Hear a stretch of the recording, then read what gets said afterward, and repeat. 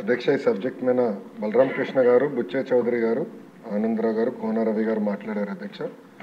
అధ్యక్ష నేను మంత్రి ఇంకా నెల అవ్వలేదు అధ్యక్ష, కొంచెం టైం ఇవ్వమని కోరుతున్నాను.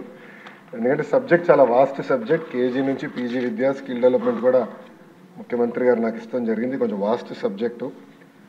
మొదటి నిర్ణయం ప్రభుత్వం తీసుకుంది స్కిల్ సెన్సెస్ అనేది ఏర్పాటు చేయాలి. కుటుంబం యాజ్ యూనిట్గా తీసుకుని వాళ్ళ కరెంట్ స్కిల్ సెట్ ఏంటి, అదేవిధంగా రాబోయే తరానికి ఎలాంటి స్కిల్స్ అవసరం ఉంది, దానికి ఎలాంటి ట్రైనింగ్ అవసరం ఉందనే దానిపైన ఒక స్కిల్ సెన్సెస్ ఏర్పాటు చేసి అది మొత్తం లింక్ చేసి హెచ్ఆర్డి డిపార్ట్మెంట్ పాత్ర ఏంటి దాంట్లో అనేది మ్యాప్ చేయమని గౌరవ ముఖ్యమంత్రి గారు ఆదేశాలు జారీ చేస్తాం జరిగింది.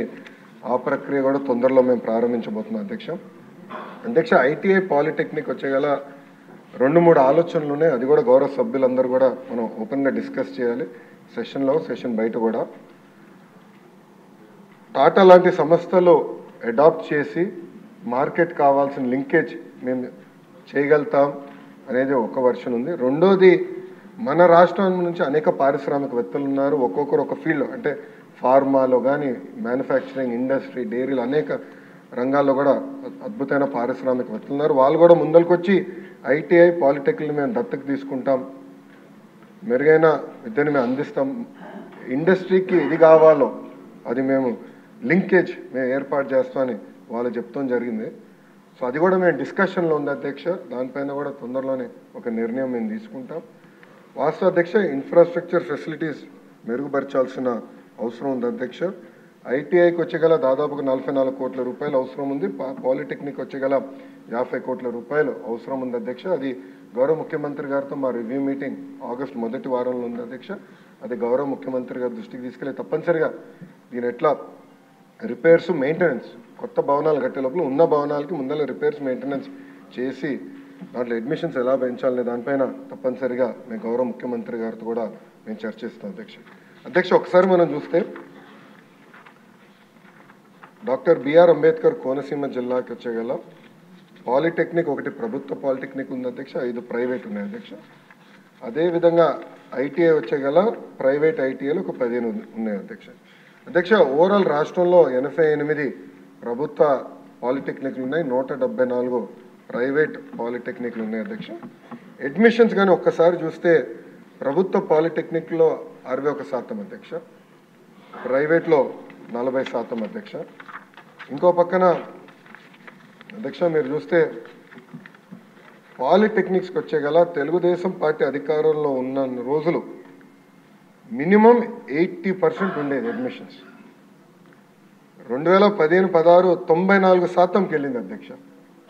కానీ అంటే వైకాపా పార్టీ అధికారంలోకి వచ్చిన తర్వాత 81% అడ్మిషన్స్ మేము ఇన్స్టిట్యూషన్స్ అందజేస్తే అది క్రమీపంగా తగ్గుతూ వచ్చి ఒక సంవత్సరం అయితే కేవలం 59% అడ్మిషన్స్ జరిగిన విషయం అధ్యక్ష. అంటే ఈ ప్రభుత్వం పాలిటెక్నిక్ని ఎలా నిర్వీర్యం చేసిన దానికి ఇదొక ఉదాహరణ అధ్యక్ష. ఐటీఐకి వచ్చేగల 83 ప్రభుత్వ ఐటీఐలు ఉన్నాయి, 433 ప్రైవేట్ ఐటీఐలు ఆంధ్ర రాష్ట్రంలో ఉన్నాయి అధ్యక్ష. ఇక్కడ కూడా ఐటీఐలో చూస్తే కూడా ప్రభుత్వ ఐటీఐలో అడ్మిషన్స్ 94% ఉంది అధ్యక్ష, ప్రైవేట్లో 61% ఉంది. ఐటీఐల్ని కూడా బలోపేతం చేయాల్సిన అవసరం ఉంది. పెద్దలు బుచ్చే చౌదరి గారు చెప్పినట్లు NAC, national academy of construction అధ్యక్ష, ఇది గతంలో చంద్రబాబు నాయుడు గారు మొదటి టర్మ్లో హైదరాబాద్లో ఏర్పాటు చేసి ఫీడర్ ఇన్స్టిట్యూషన్స్ క్రియేట్ చేశారు, బ్రాంచెస్ ఏర్పాటు చేశారు. అది దాంట్లో భాగంగా రాజమండ్రిలో పెట్టారు. అది సచివాలయం కోసం ఫ్రంట్ అంతా తీసుకుని వెనకాల దూసేశారు ఎన్ఏసీని అధ్యక్ష. ఎన్ఏసీని కూడా బలోపేతం చేయాలనేది మా లక్ష్యం. సెక్రటరీ గారితో నేను చర్చించినప్పుడు కూడా కేవలం ఏదో ప్లంబర్స్, తాపి మేస్త్రీలను తయారు చేస్తాం అనేది కాదు, టెక్నాలజీతో అనుసంధానం చేయాలి. లేటెస్ట్ వస్తున్నాయి బిల్డింగ్ మెటీరియల్స్, లేటెస్ట్ టెక్నాలజీ అనేవి వస్తున్నాయి, మెరుగైన వసతులు వాళ్ళు కల్పించాలనేది కూడా మేము డిస్కస్ చేస్తాం జరిగింది అధ్యక్ష. తప్పనిసరిగా ఎన్ఏసీని మేము బలోపేతం చేస్తాం, దాంట్లో ఎలాంటి సందేహం లేదు అధ్యక్ష.